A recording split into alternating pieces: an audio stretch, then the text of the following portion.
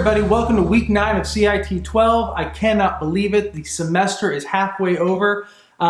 We've got a good busy week this week, and there's some special stuff because it is week 9. This week is the drop deadline for our course. Friday specifically is the drop deadline. So Friday of week 9, always the last day to drop. As you're looking at your grade, as you're looking at sort of your schedule, you know what you've been able to do, what you haven't been able to do. You are an adult, and so you need to make a decision. Is this a class I want to continue with? I hope that you do, but if for some reason you don't, you have until Friday to make that decision.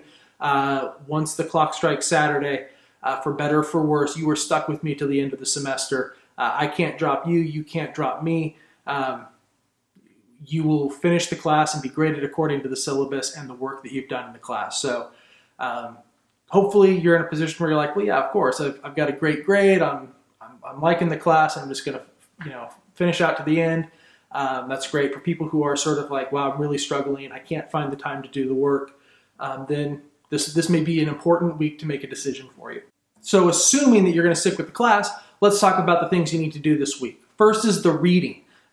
We're reading not a full chapter. We've got another one of those little mini sections at Technology in Focus right after chapter 5 on ethics. And so it's really light reading this week. Just a few pages all about ethics. Ethics is a huge topic in computers right now, or in computing right now, especially with the internet and information. You giving out a lot of information that you may or may not be aware of, companies grabbing that information, sort of amassing it into something we call big data.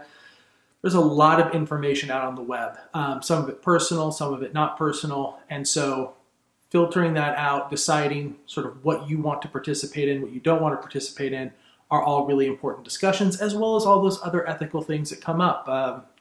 Is it okay to pirate something? I'm not really stealing anything from anybody. It's not like I'm walking out of the store with a DVD. I just downloaded a file. It didn't cost them anything to make a copy of that file. Is that wrong? Spoilers, yes, it's wrong. So then right under the reading, you're going to find your quiz for this week. Again, the quiz should actually be a little bit lighter too. Half the questions are true, false, because there's just not enough material to do all multiple choice for this chapter. So hopefully the quiz won't even take you as much time as it normally does. Then we're moving on to the discussion. Now the discussion this week is actually going to be incredibly practical for you. We're going to be looking at the information that's available online from two different types of sources, an official source and a crowdsourced source of information, and using that to help you make a decision. Specifically, what classes should you register for next semester? So this is actually something that will be coming up here pretty soon. You're going to have to register for courses, and maybe these tools that I'm going to show you will help you to make that decision. Again, it's really part of a bigger conversation of understanding, with all the information that's out there on the internet, how do you make good decisions? And so we're going to look at a district website that provides institutional research. It doesn't sound terribly exciting, and honestly, it's not terribly exciting. It's a lot of statistics, but some of those statistics are kind of important. Like, for instance, what's the average grade given out in an astronomy class? What's the successful completion rate for people taking Spanish 1 versus versus German 1, or Armenian 1, or Italian 1, to help you make a decision in terms of which foreign language should I learn? There's lots of information available. It's completely public, but we don't necessarily advertise it, and it's not necessarily a very easy to use website. And so because of that, I show you how to use both the sites in a video in the week 9 folder. So be sure to take a look at that so you can figure out how to use the two sites. So one is the official institutional research site from State Center Community College District. The other one is Rate My Professors, a website that a lot of you already know about. It's crowdsourced information. And in the video demo, you'll look at my profile. You do not have to touch anything with my profile. I don't really care. I only did mine because I didn't want to put somebody else's information up. That would be kind of awkward. I actually do pull one other person's information up, but that's because she's a great teacher and everybody loves her, and her Rate My Professor's profile shows that. But regardless, right, you look at both those sites and kind of get a better picture of things. With crowdsourced information, it can give you just the information you want. It sort of fills in the gap that the official site doesn't give you the information for, but it can't tell you everything, and it can be incredibly biased. So for people who don't have a whole lot of reviews like me, then how can you actually trust that information? It may just be that, you know, a few people decided to put something on the site that all happen to like me, or maybe just, you know, one person put something up on the site and they hate me.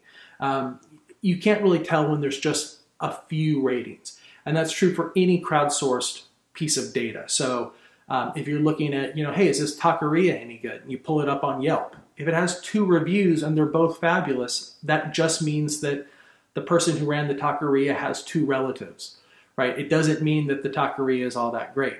If you see 200 reviews and they're averaging 4.5 stars, well then, yeah, that's probably pretty good.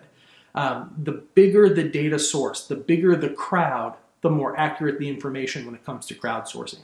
And so that's something you can take a look at in this week's discussion. Again, you're just going to use these 2 sites, ask yourself a question like, and I don't know what your situation is, maybe it's, should I take this class or this class? Should I take anthropology or British history next semester? Take a look at the classes, take a look at the instructors on Rate My Professors, use both those pieces of information and tell us what you learned and how these sites maybe helped you to make a decision. That's it, discussion this week. Hopefully very practical, very useful as you're making a decision for next semester. And then finally, we're continuing our labs in Excel. So we're doing Excel Lab 2. There are only 3 labs for Excel, which means that we should be done with Excel before we hit spring break. Hopefully that'll be nice for everybody. You can be done before you move on into spring break.